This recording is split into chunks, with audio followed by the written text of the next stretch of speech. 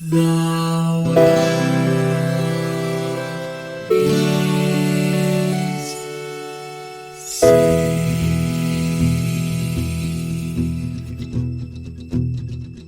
The living room's dark, save for light being cast from the big TV screen and the imminent sunrise that's teasing the one starry sky with whispers of morning.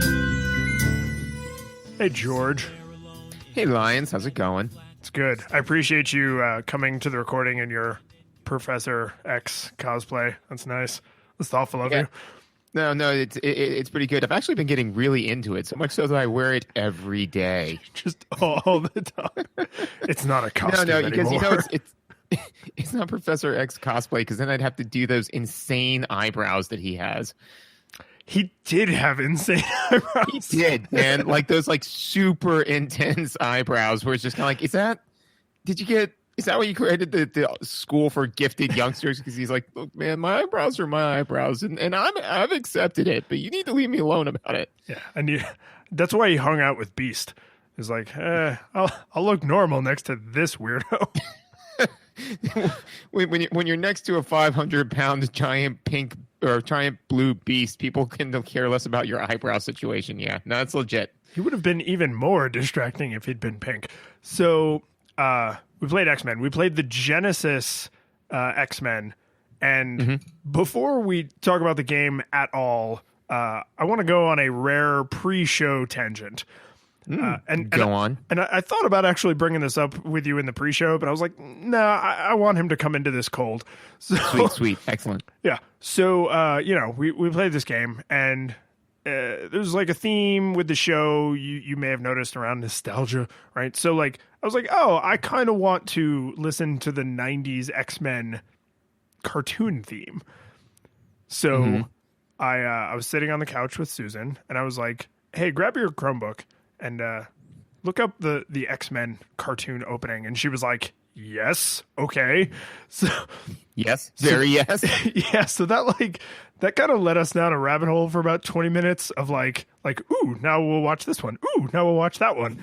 And two crazy left turns, because you can't, if you're in an unfamiliar city, you're going to go down some bad streets, right? So Sure. Two unpleasant turns happened. One is I'd never watched the Fantastic Four cartoon. Yeah, I didn't even, like, I kind of knew it was a thing, but like gun to my head, it probably would not have been on my list of shows that existed.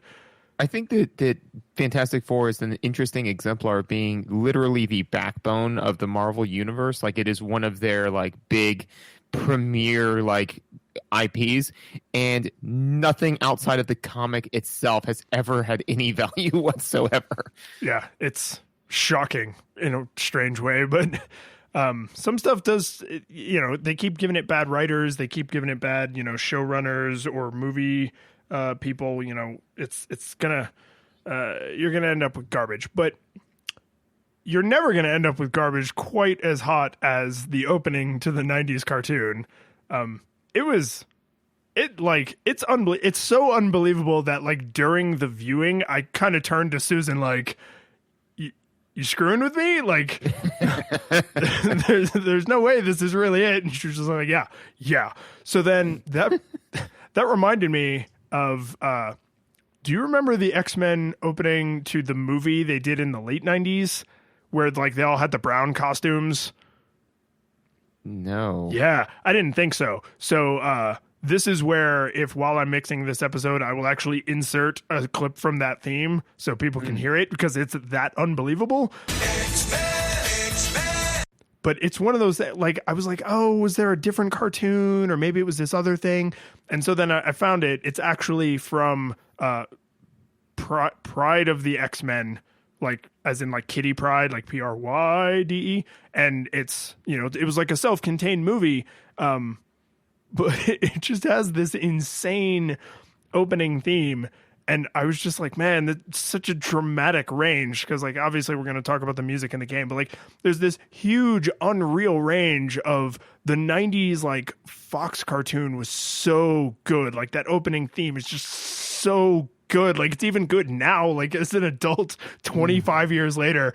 And then this other one was so bad. It's so campy and terrible. Like, you would never believe that the terrible one came out later, like when they were already riding high. Like, they got too self-confident, too cocaine crazy. They were fueled by their success, and they crashed and burned. Very Icarus. I'm a little frustrated because I was literally going to say, like, they wrote they like Icarus with his wax wings flew too close to the sun with their cocaine wings, you know. But you got the cocaine reference first, man. Good on you. Yeah. So it was bound to happen sooner or later.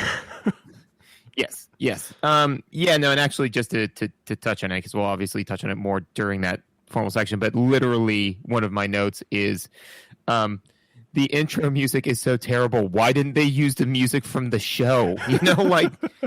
But we'll get there. What's your nostalgia experience for this game, if any?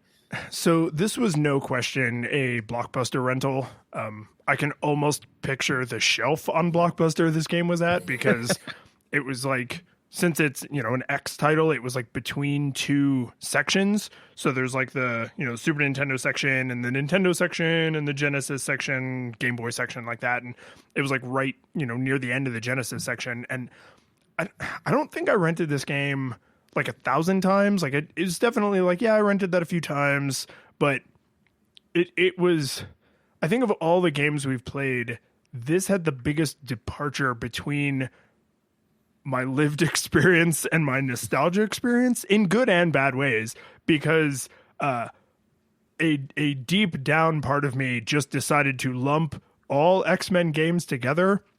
And a lot of the things I was picturing in my mind were the arcade game, which this is super not. And I knew it wasn't, but like, I could not disentangle those things in my mind until I like sat down with my notepad and I was like ready to critique. And then the game started and I was like, oh, that visual of Magneto is pretty cool. And then I actually started playing and I was like, oh, right. This is in no way the arcade game. But yeah, no, for me, this was one that my friend Justin, like, he owns this one. And so it was one that, like, we would go over and play. And I definitely remember it feeling bigger, just because, like, we would go over there and play it. And because it's not the easiest game ever. Nope. So, like, we'd play it and we'd be like, oh my God, like, we are the X-Men, and like, oh, and you can be Gambit or Nightcrawler or Wolverine, and you can call upon Storm. This game has so much to offer, but then now that like, when I played it this time, I was like, did we ever even get past the second stage? Or were we just like losing our minds so hard about like being the X-Men that we would play it for 15 minutes, throw it down, and then they're like, I'm Wolverine, I'm Cyclops, and just beat the snot out of each other and stop playing the game. That feels pretty like believable and oddly relatable, because I'm pretty confident that there were times I probably played old Teenage Mutant Ninja Turtle games and was like, I don't even care how hard this is because I'm going to go run around in my backyard like an idiot. And like, just completely, like, I got what I needed out of it, right? It's like the difference between people who want, like a froofy, like almond milk vanilla latte, which I'm one of these people, by the way, and someone who takes like a granola bar that's laced with caffeine. And it's like, that person doesn't want to enjoy a caffeinated beverage. They just want to be amped up. And like, I can totally imagine, 7 through 12-year-olds sitting down to X-Men just to get like all X-Men'd up before they go play X-Men. Yeah, before they go be the X-Men. Yeah, no, I'm really like as I was playing, I was really just starting to think. I think this was a means to an end, not an experience in and of itself, Yeah.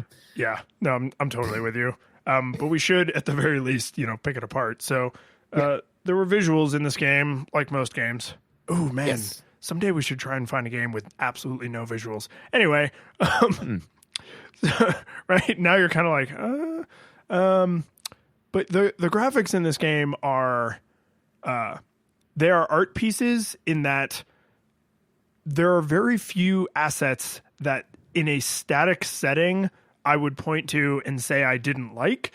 But then when you have to like play the game and like interact with the world and you see things moving and it falls apart fast.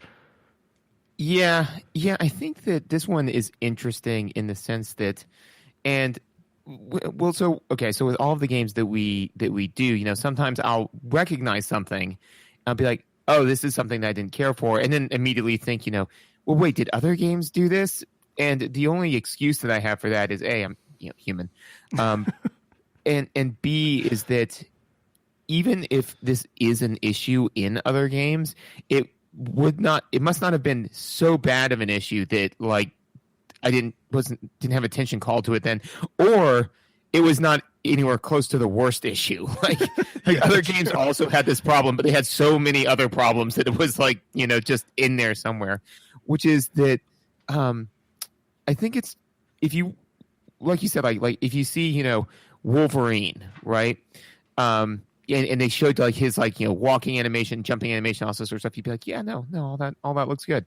But then the way that he walks and jumps and all this, or other sort of stuff, and then when anything else is moving, none of it comes together well, in the sense that like it feels really stilted somehow, Yeah, a lot of the animations, I was like, oh, that animation had like 4 keyframes.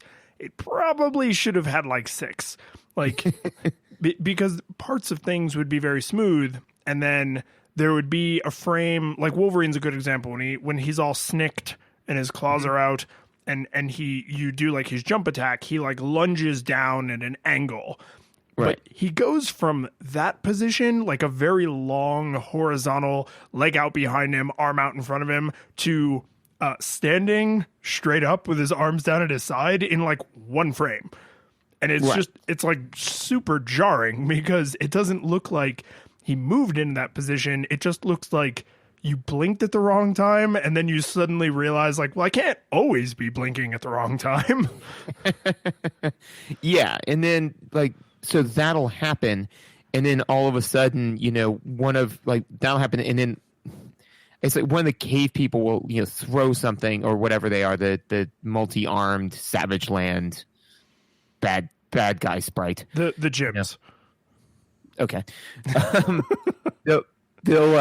They will throw something at you, and so then that animation and you may actually know more about it than I do, because I think that this system is one where like basically, so let's say you're doing that downward slash with Wolverine, the background and foreground will like move relative to one another. Yeah, it's called parallax.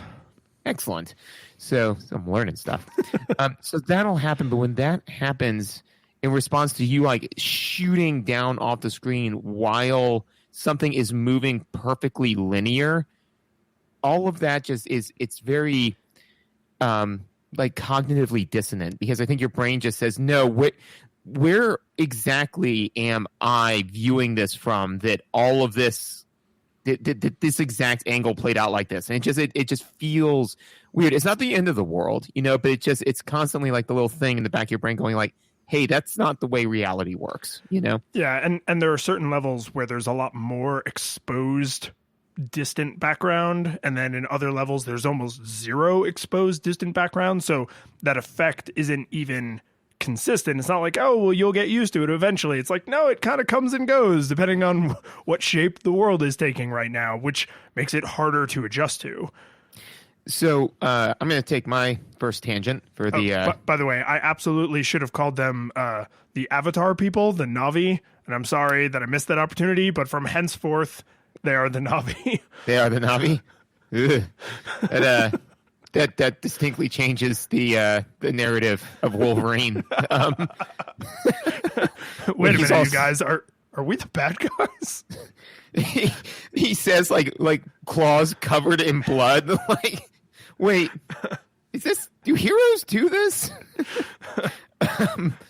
But no. So one of the things that I've been doing some reading and research on recently is and I am by no means an expert on it. I am still very much so in the middle of learning this, but is the 8 different types of intelligences. Are you familiar with this at all? I mean, yes, obviously, but for the listener's sake. Yeah. Well, okay. Well, for the listeners, is so for a while, obviously we've all heard of IQ, right? Right. Right. And IQ has been wildly kind of poked at to be not really a great way to measure intelligence, right? Well, and the way the popular culture sees on it isn't even right. So it's the science is and then the way the popular culture grabbed onto it is just wrong, so it's even worse. Yeah, it was like taking a interesting concept that they were using to kind of kludge an idea and then turning it into racism. So, so anyway, so they decided that was not the way to go, and so what the new theory, the new hotness is that there are actually 8 different intelligences, and it's very specific brain processes that that work in and of themselves, and your brain talking between those different types of intelligences is reasoning, right? So and so basically it's each one of those intelligences is its own language, and them talking to each other, the translation between those 2 or 5 intelligences that you'll be using at the same time is your ability to reason, right? And one of them is spatial, right? So it's your ability to look at a thing. And the example that was given to me, I thought was very good. It's if you look at a cabinet and then you were to draw that cabinet, you'd be using spatial reasoning spatial intelligence, because you're taking a 3-dimensional object and you're placing it in 2 dimensions, right? And so weird stuff like the all of Escher's stuff kind of play around with that kind of thing. And this is where I to bring it back to the video game is the intelligence that I think was constantly raising its hand in the class and being something's wrong, and I just couldn't quite ignore it, where I was just kind of yeah, no, that's not all of the experience, all the intelligence that I've built in this area is telling me that there's something spatially off here, and I just couldn't quite pin it down.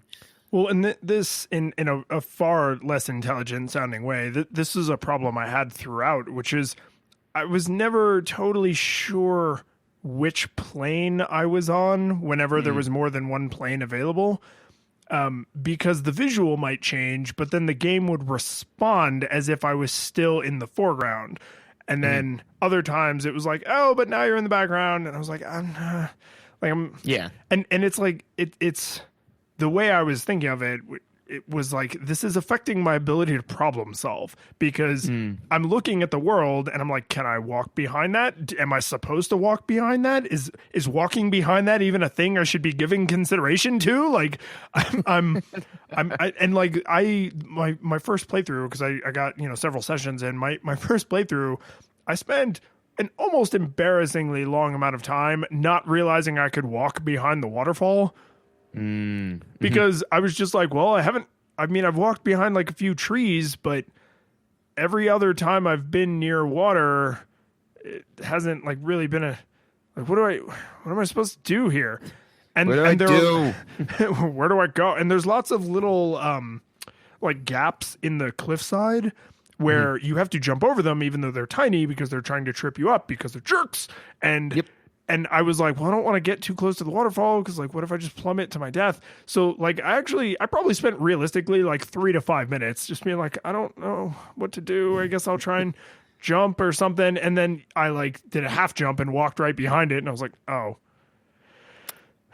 And that gets even more egregious in the second level, the spaceship. Whose spaceship is that? Shi'ar. Them. Duh, dumbass. Because when you're on Ridley Scott's ship, it's there's a bunch of doors and stuff. Ridley Scott's gonna sue somebody.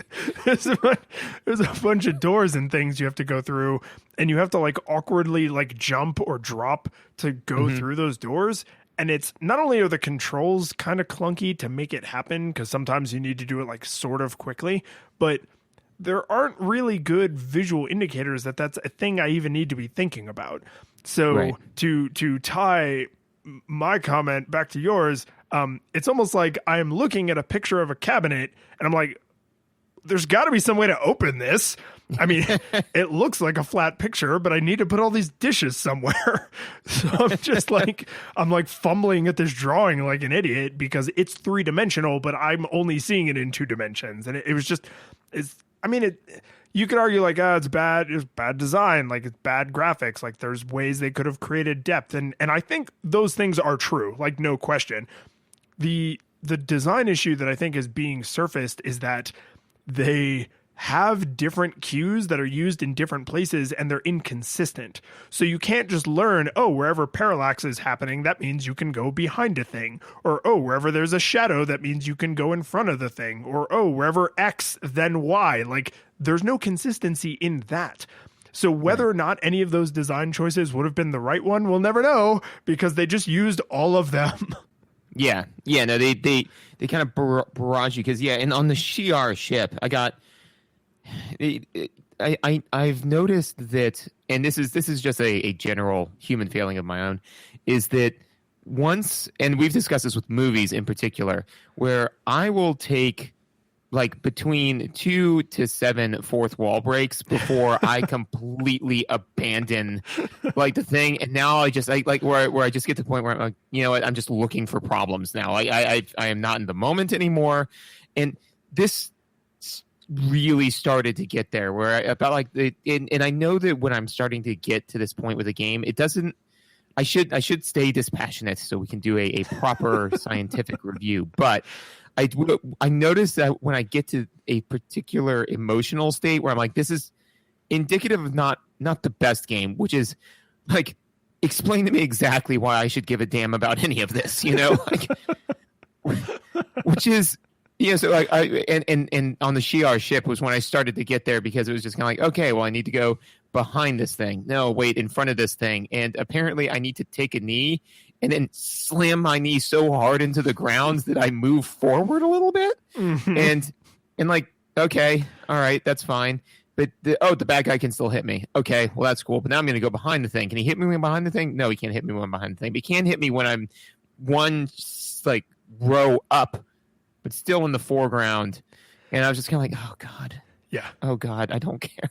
Yeah. Like, so yeah. So, no, I'm right there with you. And the only saving grace for it was I played, I don't know, let's say 5 sessions of this, like to make sure I'd done as much research as I could. And total, it was actually more time than I thought because I've been busy with work stuff, and I know you're busy with work stuff, so like it worked out fine. I started to make my peace with it when I realized the BS was consistent enough that as long as I was willing to memorize the rules, I wouldn't get cheated. So like when you realize, okay, on this kind of, when there's a mesh in front of you and you're behind it, no one in the foreground can hit you. And if there's an open door and you're standing in the doorway, but you haven't jumped up into the background, then they can hit you, right? Like it was annoying, and I didn't always agree with the outcome of my experiments, but they were, as far as I could tell, completely consistent. So, well, sorry, no, go ahead. What I was going to say is, and this actually speaks back to the thing. And sorry, like I said, I've been kind of elbow deep in researching this, so I'm going to probably bring it up 3 or 4 more times. Which is to say that so what's happening there is and please, if any of our listeners are way more familiar with this theory than I am, be gentle. Yeah. Go outside your house. Yeah. That is a multi-episode callback. It's really funny. But anyways, is so basically the ideal intelligence to use for that is spatial reasoning, right? But the problem is that they are being so super inconsistent that intelligence doesn't really know how to do with that. So you are actually kludging different intelligences in order to make up for it. So basically what you're using is, and there may be a better one, but like closer like mathematical logical, where you're just kind of like, your brain is coming up with these discrete rules and you're just memorizing them at this point, Yeah. And so, like you're like, okay, if A, then B, if B, then C. And so that's the part of your mind that you are now throwing at this problem, because it's not it is not allowing you to leverage the part of your mind that you should be to solve this problem. Which almost makes it like a like an optical illusion, where it's like, okay, I know that these two grays are the same gray, but my brain refuses to believe it. But I need to know it. Like, I know these two grays are the same gray, but my eyes are lying to me because brains are dumb. Like brains are dumb in this particular way, and that's it doesn't make for like a super exciting experience, but it changes the gameplay in an interesting way. And I don't want to diverge too much from the visuals, but like, it changes the gameplay in an interesting way, because now it's almost like a memory game, or like a Simon style game, because I would get to a certain part of the level, because I died a lot. I would get to a certain part of the level and I would be like, okay, jump here, do this, duck down, shoot that guy in the knee, he explodes, haha, jump over here, now I'm in the background, so that guy can't hit me, so I don't have to worry about him. Like, I was like, I don't want to memorize this game like I'm going for the world record speed run, but it's the only way I can interact with this environment without clawing my eyes out. Like, it was right. And I don't think that's not sustainable. Like, I wouldn't want to do that any more than I had to, but it was a tolerable workaround for this problem in this instance. Yes. And actually, I think that this is something that I start thinking of with video games, is perhaps one of the problems that we have is not what intelligence the game is pulling from, because the awesome thing about games and education is that you can kind of use them to work on all of them, and different ones. That's the flexibility of that. Whereas if you say, hey, we need you to memorize all this stuff by rote, it's like you're really only driving one intelligence, no matter which thing you're learning, Yeah, if you're memorizing music or Shakespeare or math, you're just memorizing it. Yeah, you're just memorizing. But all of that being said, is the frustration comes when the game is unclear which one you're supposed to be using. So, for example, Uniracers, which we played a while back, but like one of the things that I was frustrated with was I was like, the game moves too fast for me to improvise. And so, but the game wants you to memorize it, like it wants you to, and we played a couple of games where we've said the only way to beat this game is to memorize by rote, like the way to play it. And it's like, well, and those games can be very interesting and not frustrating, but they're not frustrating when they do a good job telegraphing that is what you're supposed to be doing, as opposed to you spending quite some time desperately trying to fit a square peg into a round hole until all of a sudden you're like, ugh. And you put the square peg down and you go rummage in your closet and you get the round peg and you shove it in there. Like that's where the frustration comes from, is when you're trying to play the game in a way it's not supposed to be played. And I wouldn't say it's necessarily the designer's fault, but when I show up to an action platformer, I am not thinking rote memorization. Like, right. I'm just not. And I don't believe most people are. Like, when most people sit down to play, I mean, like Mario or Sonic, right? The quintessential platformers. I don't think those people are like, oh, I can't play this game, I don't have World 1-1 memorized anymore. It's like, no, but you'll figure it out. Like, or Mega Man's probably the best example, right? So much teaching through level design. Like, you're never going to memorize those levels unless you're going for a world record speed run. Like, you do what you need to do when you need to do it. But so much of particularly the second level, I was just like, okay, I guess this is the door. I have to do the thing that my brain is like, why are you doing that? And it was just consistently like kind of disheartening in a way. Yeah. But once I forced myself into the memorization pattern, the thing that became satisfying about that is lasering people in their kneecaps and watching them explode. So I found my joy. It just did not come from where I expected. And I'm super glad that you bring up Cyclops' laser, because I have two other notes in visuals, and they both revolve around Cyclops. One is like Cyclops' laser, in the sense that this is now, I believe, not the second consecutive, but the second in quick succession, where I'm like, I now really want to know at what point in video game visual design we became able to do lasers right. Because I swear to God, if I see one more dumb Tic Tac go flying across the level and lackadaisically like slam into my opponent. I'm like, that's not what lasers look like. This looks weird. See, that's another good callback.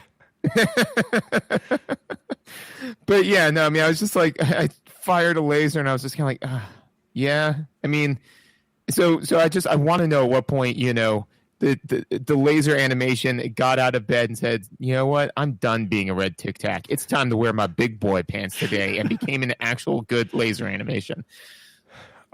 Do you know for sure that happened?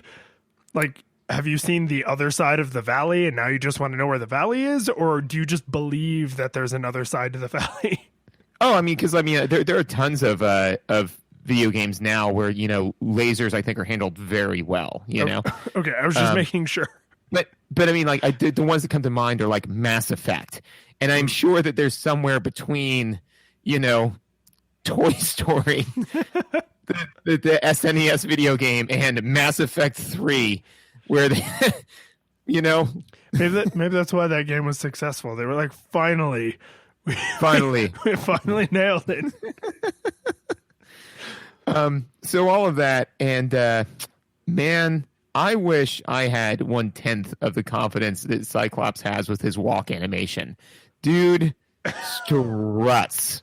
Like he basically does the remember back in college when we do the like pounding the fist walk? Yeah. Yeah. That is Cyclops all the time. Like he's just walking around, like just basically punching into the air directly below his waist, like as he walks every time. Like, oh yes, I'm going to go home and I am going to have all of the sex with Jean Grey. Like that is what I'm doing with my afternoon. What are you doing with yours? Anything else? Too bad. Like. Yeah. No, I actually have in my notes. Lol at all the goofy marching walks everyone does, because it's indisputable that Cyclops is definitely trying to compensate for something with that walk, and that's fine. I'm not judging him. I hope he gets the self-confidence he deserves. He's a leader. He's a strong mutant. He doesn't need to put on airs. But apparently he does need to put on spandex. But we digress. I assume that was Professor Xavier's doing. He was like, yes, you all need to wear these skin-tight costumes. Maybe that's why he's strutting, because it's the only way he can, wear that stuff and not feel stupid. He's like, man, I gotta go to town with that because, gotta own Professor Xavier's just kind of like, listen, you have a brilliant tactical mind. You have a beam of light that can shoot from your eyes. That it is important that we teach you to learn how to hone, focus, and train, so you don't only are not a danger to yourself and others, but you can leverage that to be a mutant that can help save mankind. I need you to wear this purple lycra spandex suit. What was that last part? Yeah, so... I mean, does he have the dumbest costume? Let's not get into that. 4 hours later.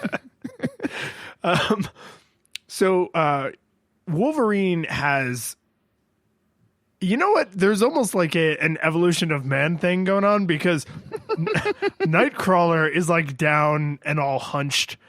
Mm-hmm. And I don't think he actually puts his hands on the floor when he walks, but like they're close. He's like very horizontal.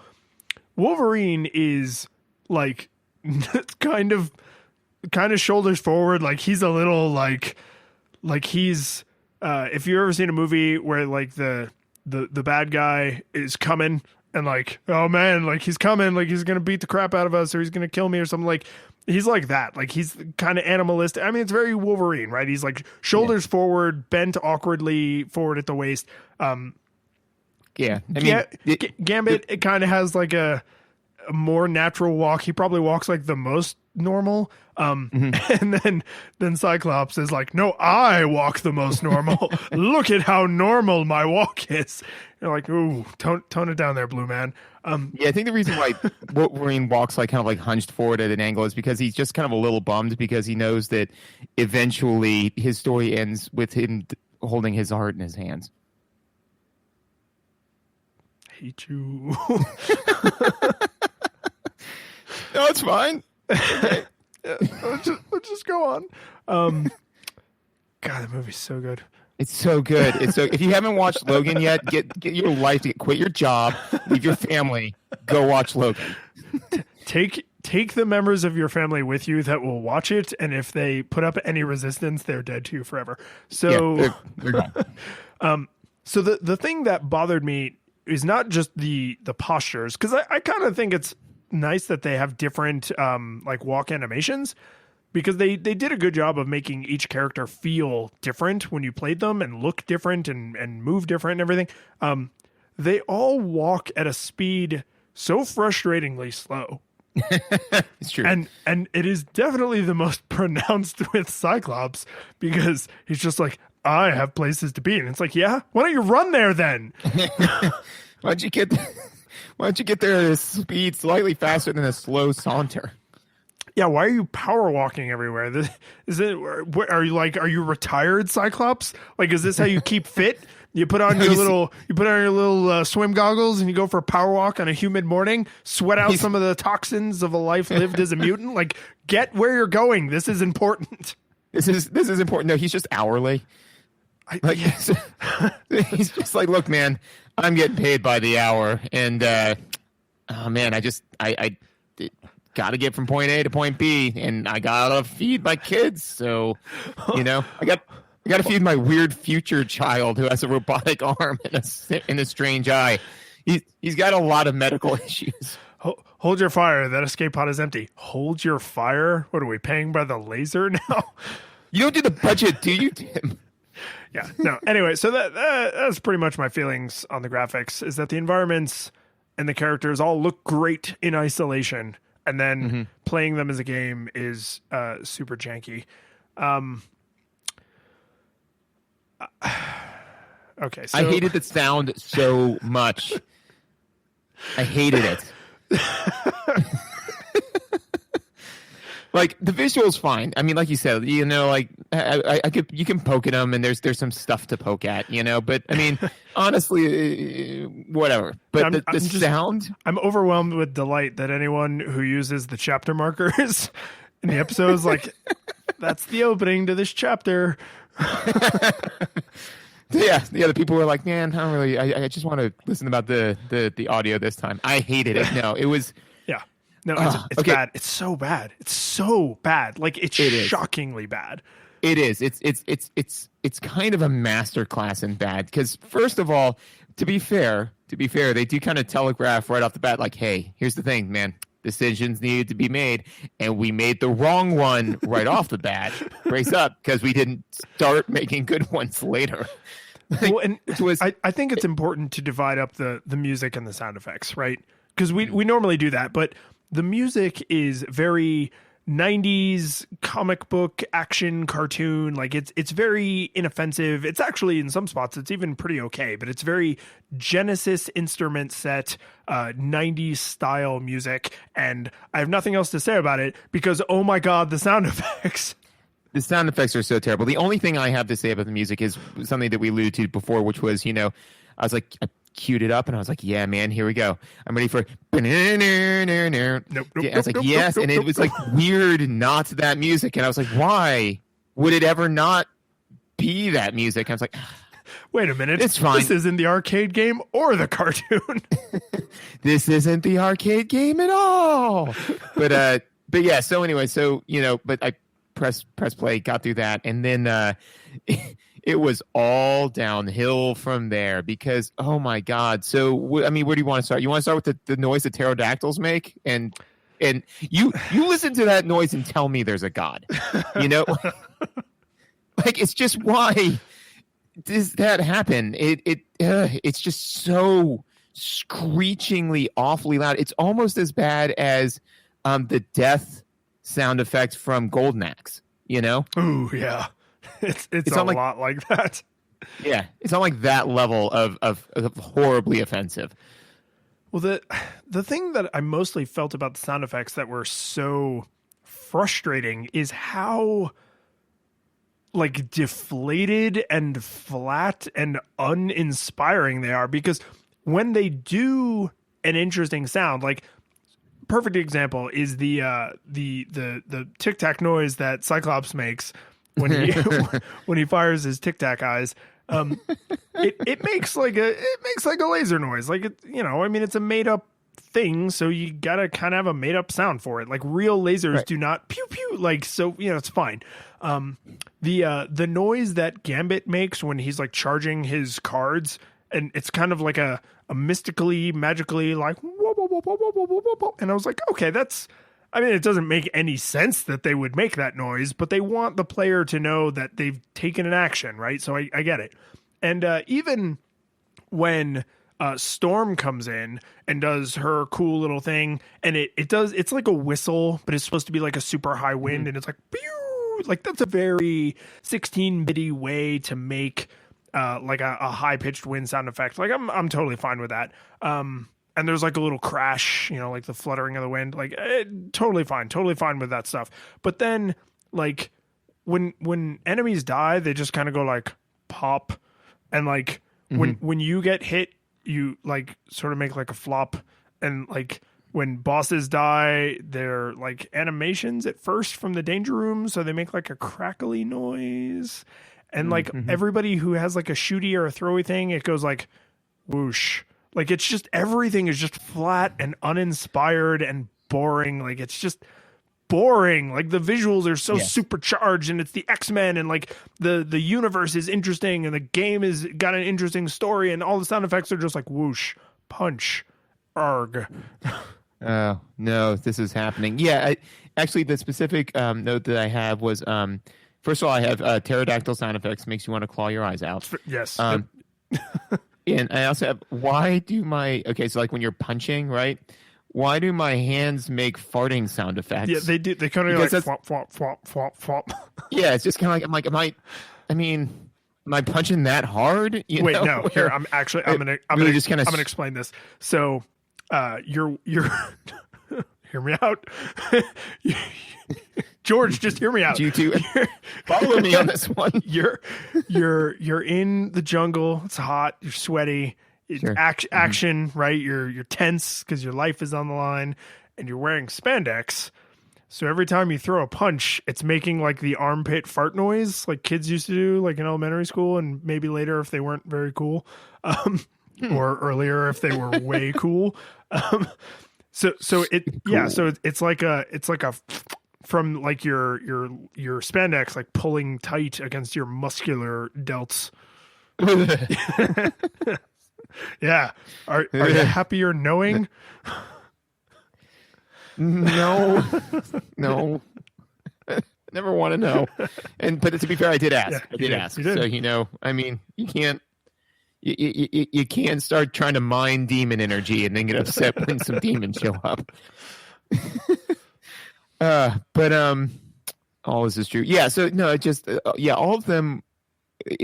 And I think that may be why the pterodactyl sound, and I think there are a couple of other sound effects that make similar ones to that, was so offensive, was because everything else is just that kind of flat, disinteresting, like blurb, flurb, nerb, screech. And you're like, God, what? Why? And it would just, and something you have like no control over. So, I mean, honestly, if somebody said like, hey man, we're going to make this great game and you got these awesome mutant powers and that's kind of like the whole shtick, and when you use them, that makes this terrible noise. I'm like, oh, well, it's just a desaturated platformer because I'm never going to use that power. But I had no control over it. And that got so frustrating. And honestly, like as worked up as I am about the sound, like I don't really have that many notes on it because it was just all so, it was either horribly like shrill and piercingly awful, or just the most lackluster of like meh. So I mean, it's like I don't even have that many notes on it. The sound is that bad that like it screwed me twice because I hated it when I listened to it. Now I can't even hate on it properly during the podcast. Damn you, sound. Well, and this was like most of my thoughts were just I'm genuinely shocked for how unimpressive the sound effects are, and part of me is like grasping for straws. Like, well, is it because they were trying to keep the sound effects out of the instrument range of the music so that the sound effects and the music could be happening at the same time? Or did they honestly feel like these were the right ways for these things to sound? Like, I don't want to attribute malice where we only have deaf sound engineers will do, but like, I don't know how some of these decisions got made. Like when one of the bonus X-Men that you can call in to help you was it Archangel? Yeah. And he shoots his little angel wing tip thingies, and it's like super useful. And he comes flying in, and it goes whoop, whoop, whoop. And it's like that, that noise really does not do justice to how useful and important that thing was. And then like when you call Rogue, it's almost like a little musical cue. It's like, I'm like, is that the noise she makes? Like, is that her? But specifically with her mouth, like she just comes in, she's like, "Buanana," and like, no, see, I prefer to think that that's like the sound she makes when she flies. Like the sound of her flying is like, it's not sonic booms like behind a jet craft. It's just like, "Buanana, buanana, buanana, buanana." And you're like, that's like how the villains know, like, Rogue is coming. "Buanana, buanana, buanana." It's just the choices are just even like when Wolverine's claws pop out. I don't know how I would make the snicked noise using the Sega Genesis hardware.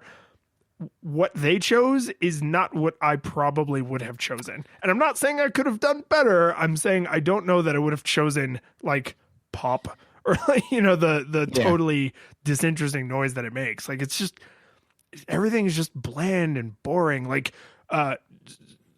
Cyclops' little eye tic tacs are okay. I kind of like Gambit's noise. Gambit, to be fair, when I was a kid, he was my favorite, so I'm like a little partial to him. Gambit was also my favorite. High five. But Nightcrawler's noise, like when he bamfs, which to be fair is super different than like the way it's displayed in the cartoon or the comics, because it has to be. You need to know where the character is. But right. It makes like a cool like wah wah wah kind of noise, and I'm like, yeah, all right, that's like it's like a wah wah noise. Like, I get it. I'm invincible. God, everything else, every other noise is just, even when you are fighting the bosses, which we'll talk about that. But when you're fighting the bosses and you hurt them, the a boss took damage noise is ba-dink. I was just like, really? Yes. Like, that's the noise the Juggernaut makes as my adamantium claws tear through his flesh is ba-dink? Like, it just, I think you kind of hit the nail on the head there, which is the sounds and to a degree the visuals are antithetical to the game feel, So, which is, and I think bosses are a great example of it, and a good transition into some of the mechanical stuff that I have some problems with. Is like, so when I was fighting the Juggernaut, I was like just swinging wild on him, and I had no idea if I was hurting him. It took me a couple of seconds, maybe even a minute, to look and go, oh, he has a life bar. It's just at the bottom left-hand side of the screen, and it looks almost like a part of the environment. And the thing is, it's a life bar in that it has like little tick marks, but like when he loses life, it doesn't show the absence of life. Those tick marks just cease to exist. So since I had been dealing him damage, it was actually becoming harder for me to notice that I was dealing him damage because his life bar was actually visually smaller. And so all of that happened. And just the fact that, this sound effect is also so lackluster that it doesn't make you feel like you're doing any damage. When you summon Archangel in order for literally to have an Archangel smite your enemies, it's like, nerp. Oh, okay. All right. And so it just, they don't work well together. They don't do a great job mechanically showing you like anything that is going on. Like, they don't do a good job conveying information, and they don't do a good job selling the feel of the game. They don't do the worst job. I think we have definitely seen worse, but I've seen it done way better. Yeah, and we'll we'll circle back on this when we do our wrap up. But like the sound, the visuals, I was like, well, I mean, it's an old game, like it's dated. Okay, I'm gonna give him like a little bit of a pass. The sound, the music was all right. Like it was kind of neither here nor there. The sound effects really took the wind out of me in a shocking way. Like they brought my overall enjoyment down a lot. Like Yes. when you're in high school or college and it's like, oh crap, I have an A paper. I'm going to hand it in, but I can only get a B because it's 2 days late, right? Or like, or worse, it's like, I have a C plus paper and I'm going to hand it in, but it's 2 days late. So the best I can do is like a D plus, right? It's just like the sound effects, no matter how well a level's designed, no matter how interesting some of the mechanics are, no matter how visually pretty it is, just every time anything makes a noise, it's either uninspiring to the point of inducing like anger and frustration, or it's like eardrum piercing to the point of inducing anger and frustration. And to have both of those things so side by side, like you are so meh, I'm mad at you, and you are so annoying, I'm mad at you, it's like bizarre. Like it didn't make me want to not play the game, but I was like, man, I'm like defeated. Like I'm really frustrated that this is my critique of the sound, is that the sound just pisses me off. Yeah, the sound makes me angry. But speaking of bosses, I did really to go into mechanics. I thought that all the bosses were pretty even-handed and fair in the way that they interacted with the player, and I thought that there was a very nice build over time with how they became more difficult. Your thoughts? Yeah, so we obviously played different games. I'm now realizing because my problem with the bosses is that I obviously played on amateur. I assume you played on amateur, yes. Which I love that. I love that little dig. Right, it's not easy mode; it's amateur mode. It's like screw you, man. Like I'm just here for a good time. You don't have to be a dick about it. So you know, I'm playing on amateur. It makes the levels far more reasonable in terms of difficulty. We didn't even talk about the hitbox, which is shocking, but we're about to get to it. Yeah. So you make it through the level, and like my first couple times, I was like, all right, I'm struggling a little bit, but I'm getting a feel for the controls and interacting with the enemies and stuff. And I'm like, I see their patterns, and I'm like, okay.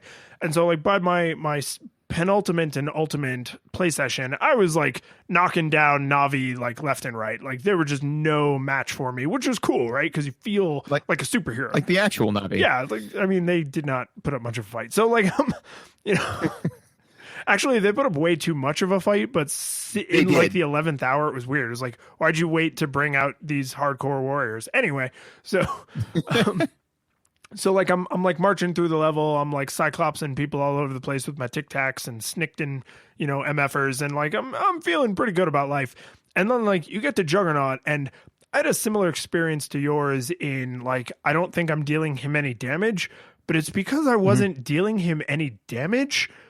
And I have, to the moment of this recording, not fully understood what actions did and did not inflict damage on a boss other than the bonus X-Men.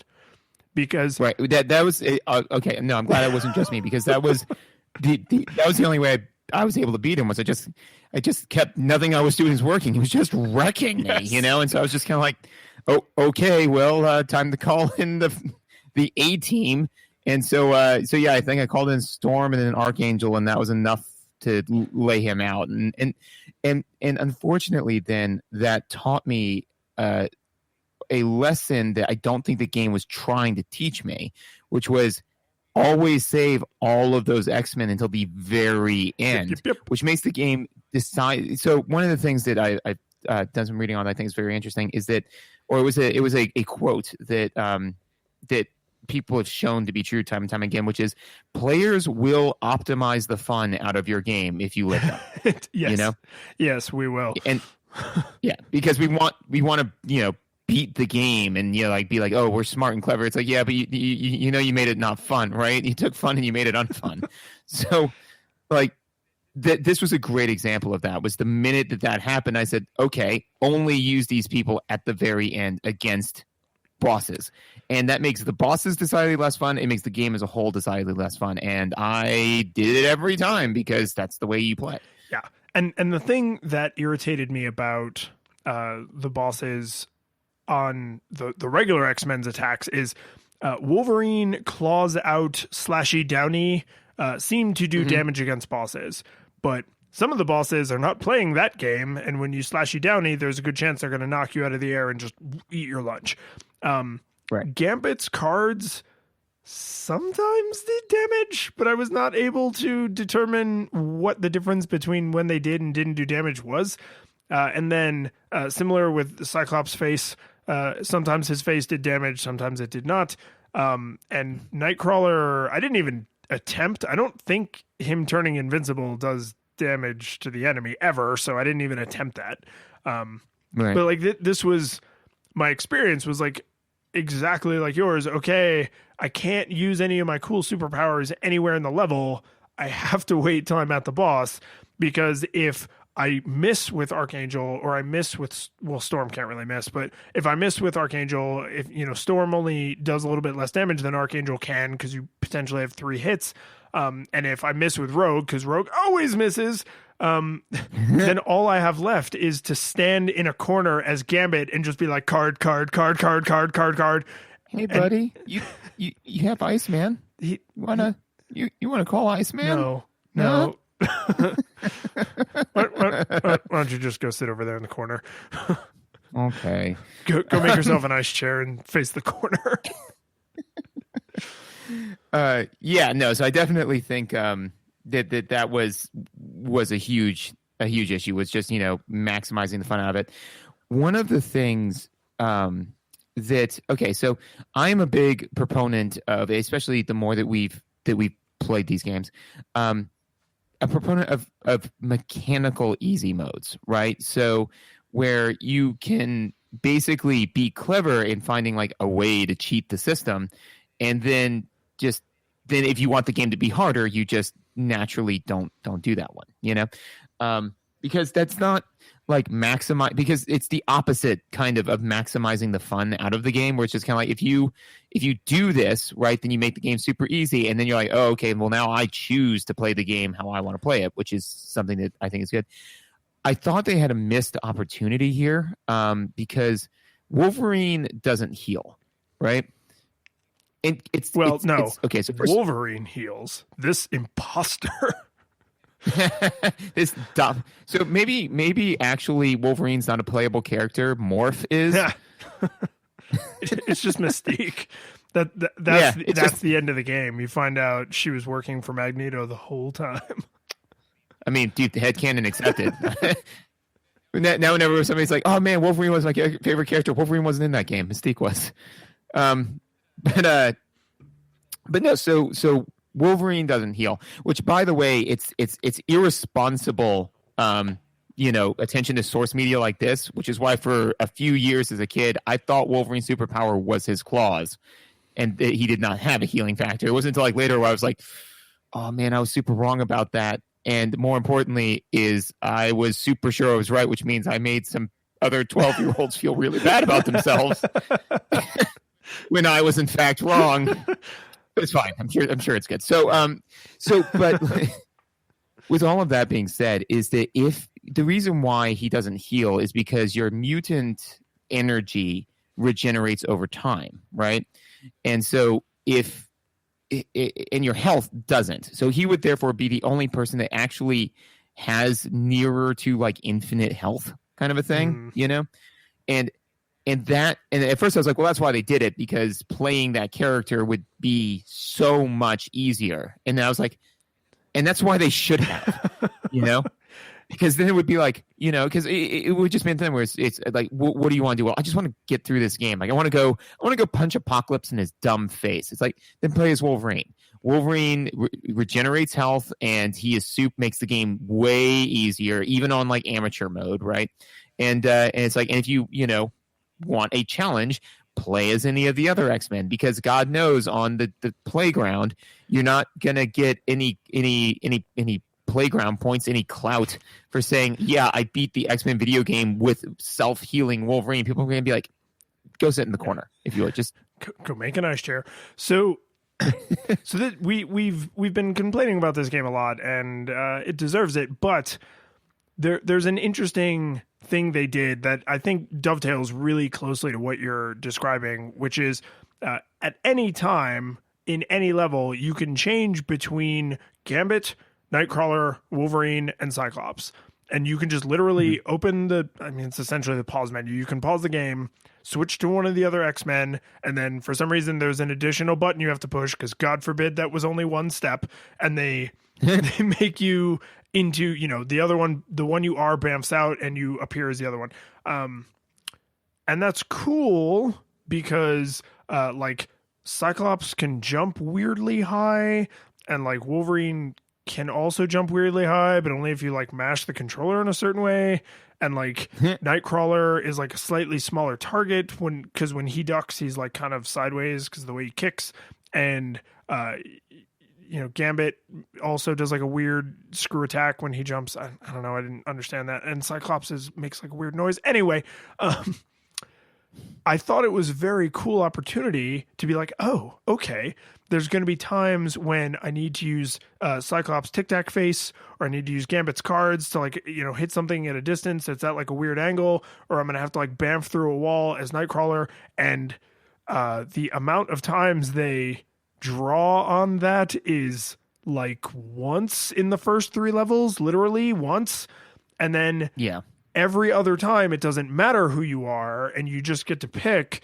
And the reason that I think they had to design the levels that way is because you have 0 lives. If you die as Cyclops, Cyclops is out.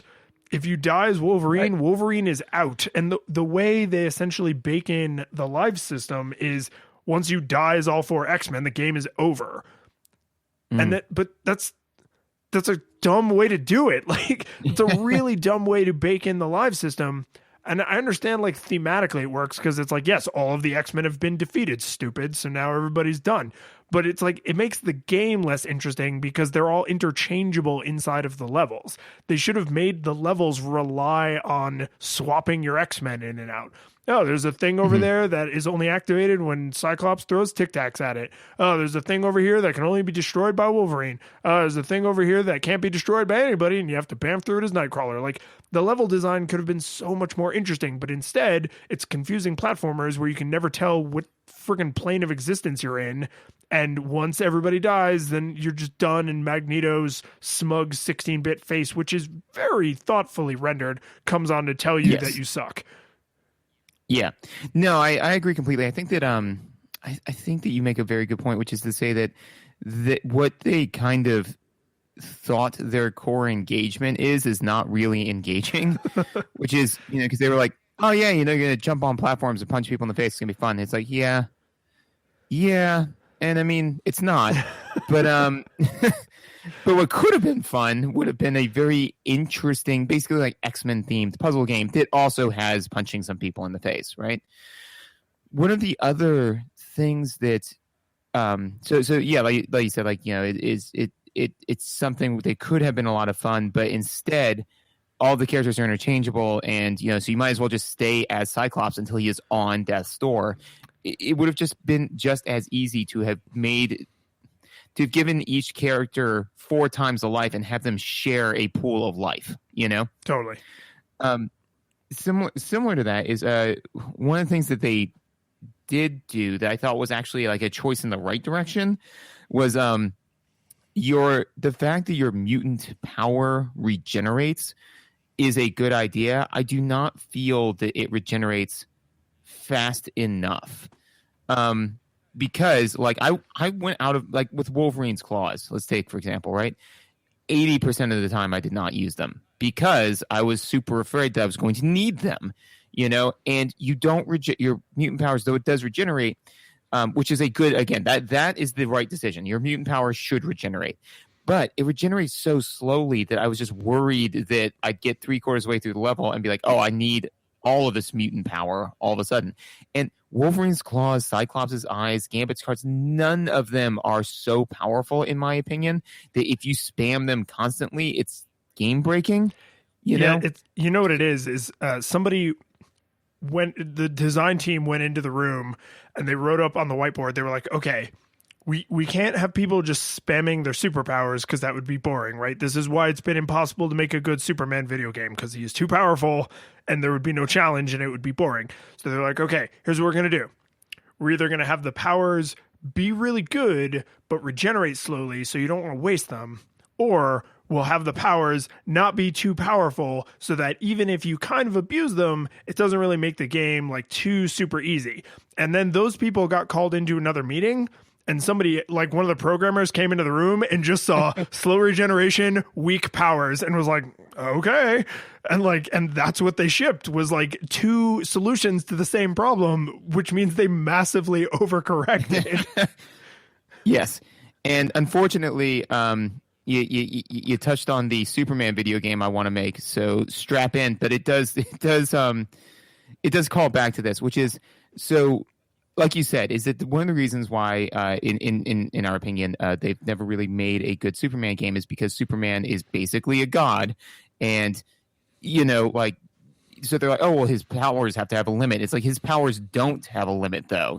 So how could you possibly create a game where like you have an infinite amount of power and it doesn't like go anywhere? It's not lost. And the thing is that that's the point and the challenge of Superman is not whether or not he has enough powers to like punch his way through it. It's how many people would get hurt if he did. So like, for example, in the Superman game I would want to make, right, is you'd have like, let's just say 5 objectives, right? And you can use your supersonic flight as much as you want, but if you push your supersonic flight too much, you'll blow the windows out of like, all of the buildings, and that will upset people, right? And you can move as fast as you can, but then, because your character's avatar is moving super fast, if you run into somebody while you're moving super speed, you'll hurt them, and that will upset people, right? So on and so forth, because you're a big, terrifying alien. So all that being said, that to me is the answer to the mechanical problem that you're describing, right?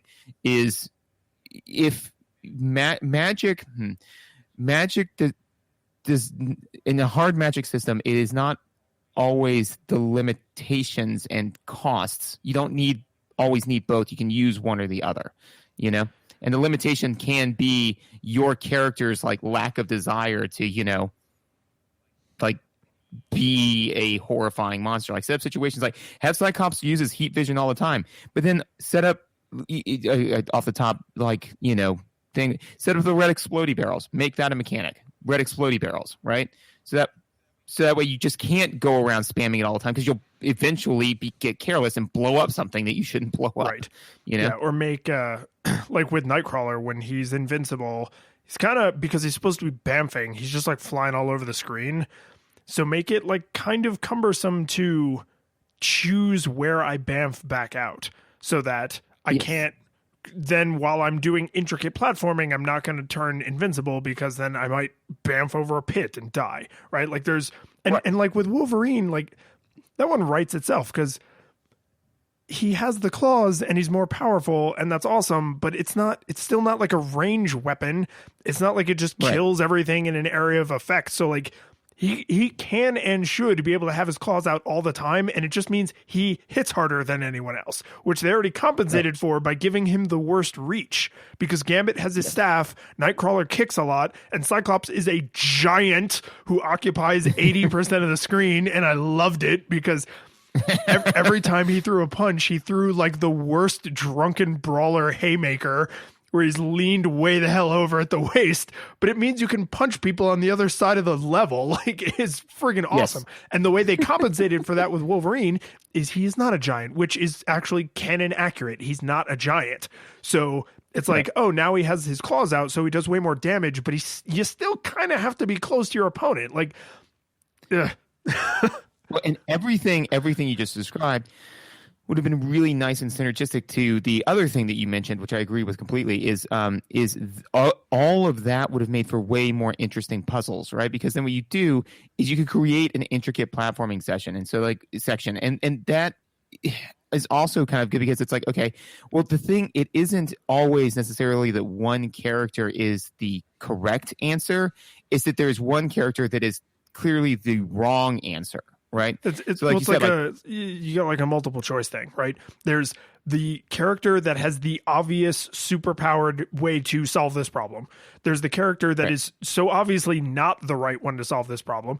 And then there's the other two who like could solve it, but you're going to have to get creative in how you do it if you use them. So it's like you've got your obvious right answer, your obvious wrong answer, and then you're like, well, these are valuable distractors. One of these could be the right answer. Right.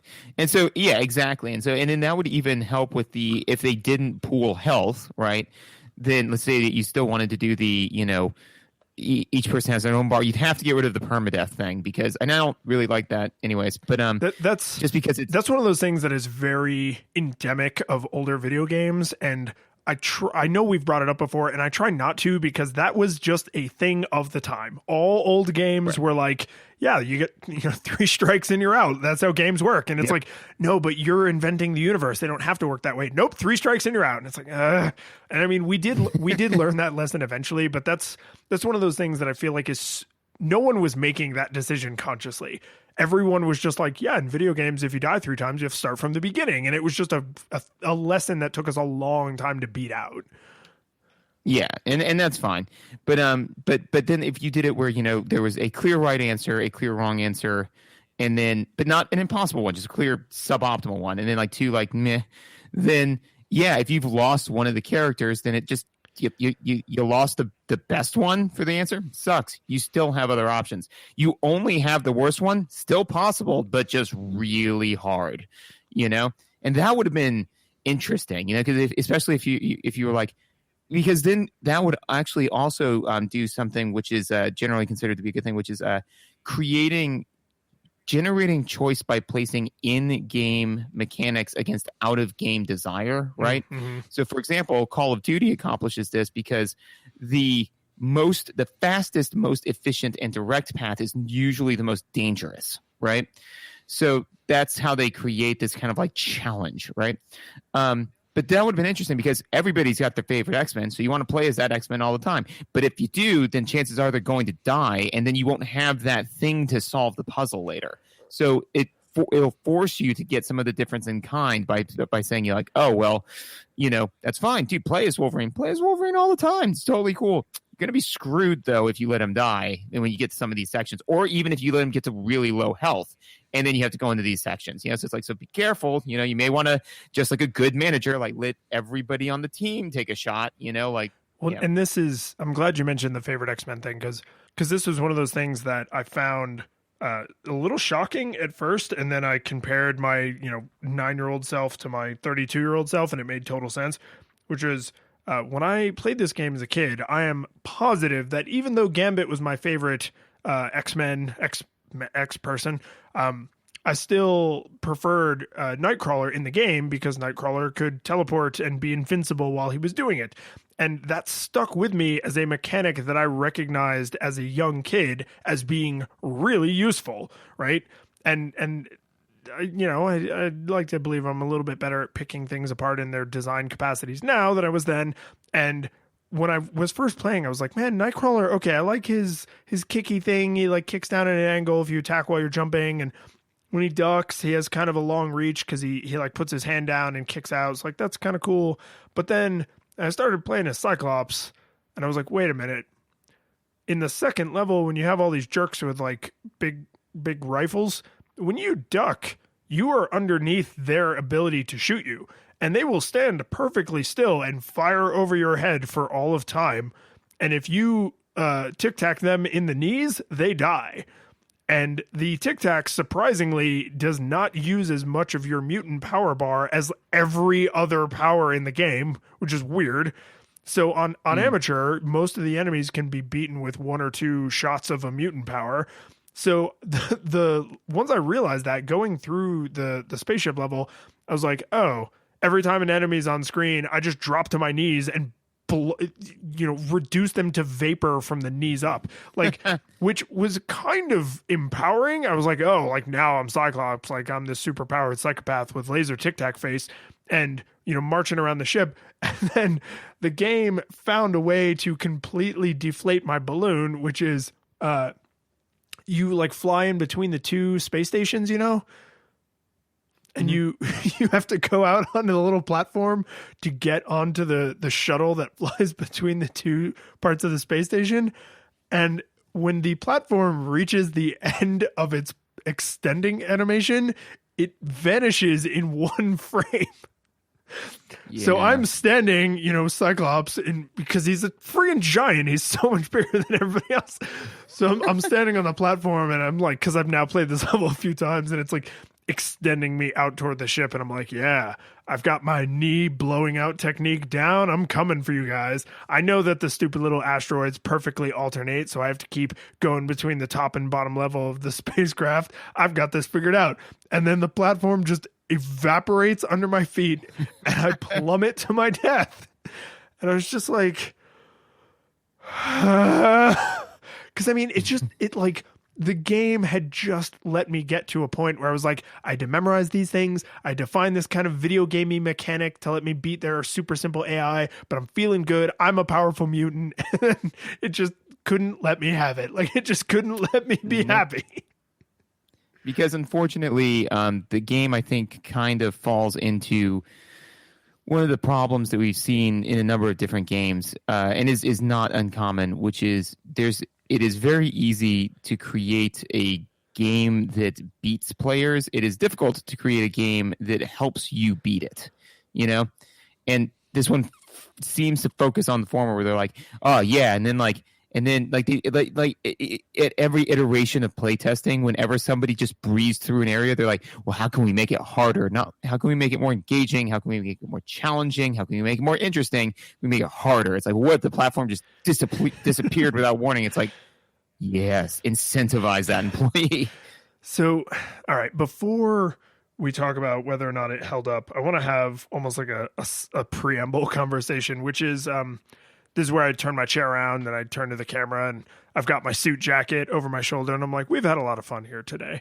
But we've played some games we loved. We've played some games we were indifferent towards. We've played some games we hated. And I want to be clear, I actually did not hate this game except for one design choice. Everything else I was able to nostalgia goggles my way around.